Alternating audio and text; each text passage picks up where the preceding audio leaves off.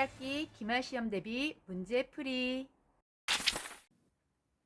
19. 그림은 사람 뇌의 구조를 나타낸 것이다. A부터 이의 구조와 관련된 현상으로 옳은 것은 A부터 명칭을 적어볼까요? A는 대뇌가 되겠죠. A는 대뇌. B는 간뇌가 되겠고요. 간뇌. 그리고 C는 이렇게 아래에 이것이 중간뇌입니다. 중간뇌. 중간뇌가 되겠고요. 아랫부분으로 가서 아래로 가서 D가 연수가 되겠네요. 연수. 이는 뒤쪽에 있는 소뇌입니다. 소뇌. 대뇌가 하는 일은 즉 학습과 기억과 감정 같은 이런 고등 정신작용을 담당하고요. 고등 정신작용. 간뇌는 체온과 체액을 일정하게 유지시켜주는 체온과 체액 그런 역할을 합니다. 중간뇌는 홍채를 조절하면서 홍채와 동공의 크기를 조절하는 거죠. 그래서 눈의 움직임을 담당하는 역할을 합니다. 그 아래 연수는 심장을 뛰게 하고 그 다음에 호흡도 해주고요. 소화에도 관련되어 있는 그런 작용을 하는 것이 연수입니다. 즉 생명활동을 조절하는 생명활동을 담당하는 부분이라고 할 수 있겠죠. 생명활동. 손에는 근육운동도 조절하고요. 근육운동을 조절하면서 몸의 균형 유지를 시켜줍니다. 이렇게 알아봤으니까 1번부터 볼까요? 1번 A. 한여름에 무더위에 높아진 체온을 다시 낮췄다. 체온을 낮췄다라고 써있네요. 체온은 A. 대뇌에서 하는 것이 아니라 B. 간뇌에서 B에서 하는 거죠. 그래서 1번은 틀렸습니다. 2번 B. 눈에 손전등을 비췄더니 동공이 작아졌다. 동공이 나와 있네요. 동공, 즉 눈동자의 움직임은 중간뇌는 그림에서 C네요. 그래서 2번도 틀렸습니다. 3번 C. 넘어질 뻔한 몸의 균형을 잡았다. 몸의 균형이라고 되어 있네요. C는 중간뇌로서 홍채를 조절하죠. 몸의 균형은 E에서 하는 거죠. 손에. 그래서 3번도 틀렸습니다. 4번 D. 잠을 자면서도 심장박동이 멈추지 않았다. 그렇죠. 심장박동과 호흡운동, 소화운동은 D. 연수에서 하는 거 맞습니다. 4번은 맞고요. 5번 2. 과학 시간에 움직이는 자동차의 운동 에너지를 계산했다. 이렇게 계산하거나 학습하고 기억하는 고등 정신작용은 대뇌에서 즉 A에서 하는 거죠. 그래서 5번도 틀렸네요. 이렇게 해서 정답은 4번입니다.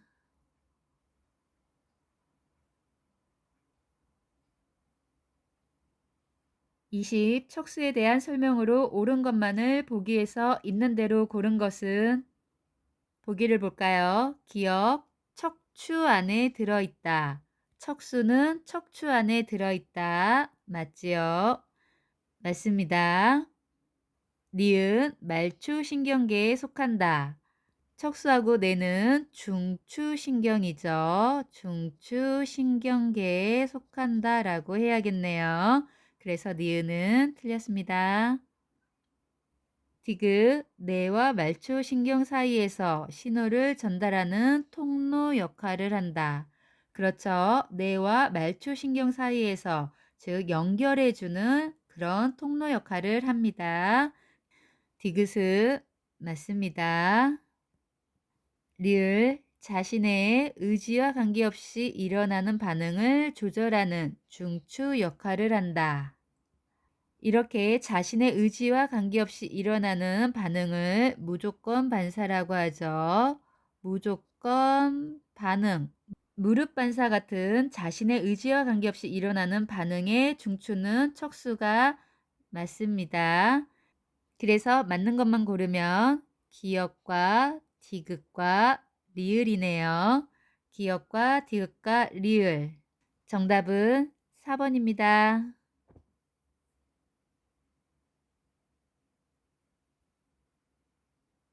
21. 그림은 자극에 대한 반응 경로를 나타낸 것이다. 이에 대한 설명으로 옳은 것은 단 A와 C는 손에 연결된 신경이다. 문제에서 A하고 C는 즉 손이라는 것을 알 수 있네요. 손에 연결된 신경이고요. 이것이 즉 피부에서 즉 이렇게 자극을 받으면 그 자극 뭐 촉각 같은 그 자극이 대뇌로 올라가겠죠. 그리고 나서 그런 그 느낌을 알고 어떻게 하라. 그래서 뭐 피한다, 뭐 아니면은 긁는다. 뭐 이렇게 근육을 통해서 이렇게 내려오겠죠. 그럼 1번부터 문제를 풀어볼까요? 1번 A 부분이 마비되더라도 손에 얼음을 올려놓으면 차가움을 느낄 수 있다. 손에 얼음을 올려놓으면 차가움을 느낄 수 있다. 신경이 끊어지면은 그 차가움은 느낄 수 없겠죠.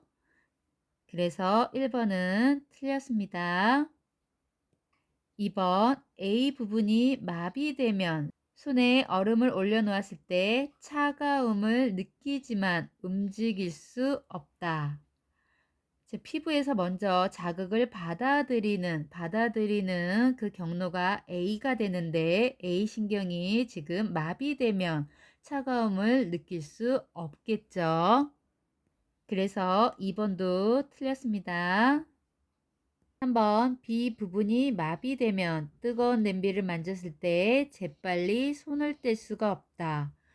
B는 지금 여기 즉 척수에서 대뇌로 올라가는 신경 쪽이죠. 여기서 A나 B 모두 감각신경이라고 할 수 있겠네요. 그래서 손을 떼는 것은 운동신경이기 때문에 3번도 틀렸습니다.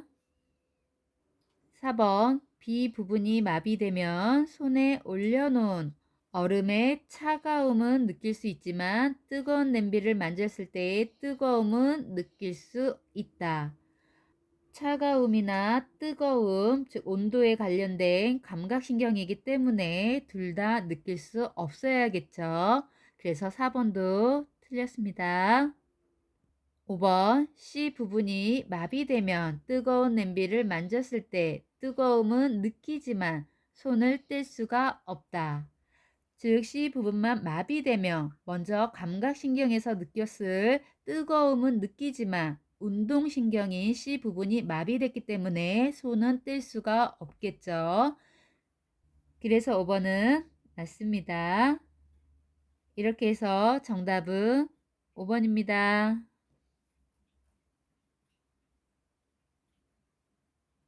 22번 호르몬에 대한 설명으로 옳은 것은 1번 호르몬은 많이 분비될수록 좋다. 호르몬은 적은 양으로 우리 몸의 생리작용을 도와주는 그런 화학물질입니다. 그래서 적은 양으로도 우리 몸의 각 생리작용을 도와줄 수 있습니다. 1번은 아니네요. 2번 작용하는 범위가 신경에 비해 좁다.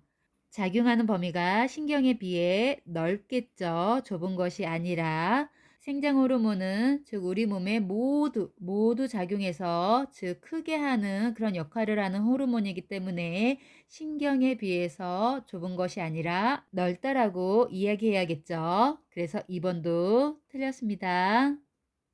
3번 의식적인 반응이나 무조건 반사 등이 일어나도록 한다. 의식적인 반응은 뇌에서 하는 거고 무조건 반사는 척수나 연수, 중간내 등이 그 중추가 되겠죠. 그래서 3번도 아니네요.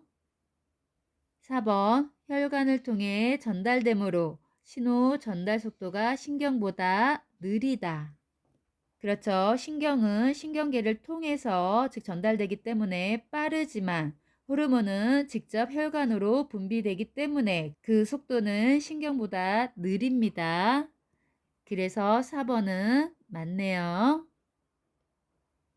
5번 왜 분비샘에서 만들어져 특정 세포나 기관으로 신호를 전달하여 몸의 기능을 조절하는 물질이다. 특정 세포나 기관으로 전달해서 몸의 기능을 조절하는 물질이 맞긴 한데 왜 분비샘이 아니라 내 분비샘에서 내 분비샘 예를 들어 생장 호르몬이나 항이뇨 호르몬은 즉 간내 시상하부에서 나오는데 이런 것을 내분비샘이라고 하죠. 그리고 우리 인슐린이나 글루카곤이 나오는 곳은 이자가 되겠고요.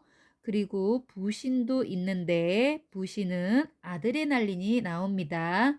이렇게 이자나 부신 같은 이런 것을 우리는 외분비샘이 아니라 내분비샘이라고 합니다.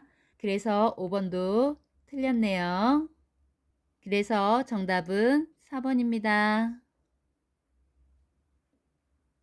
다음 문제는 다음 시간에 풀이해 드리도록 하겠습니다. 과학시험 100점 맞자 아자아자 화이팅!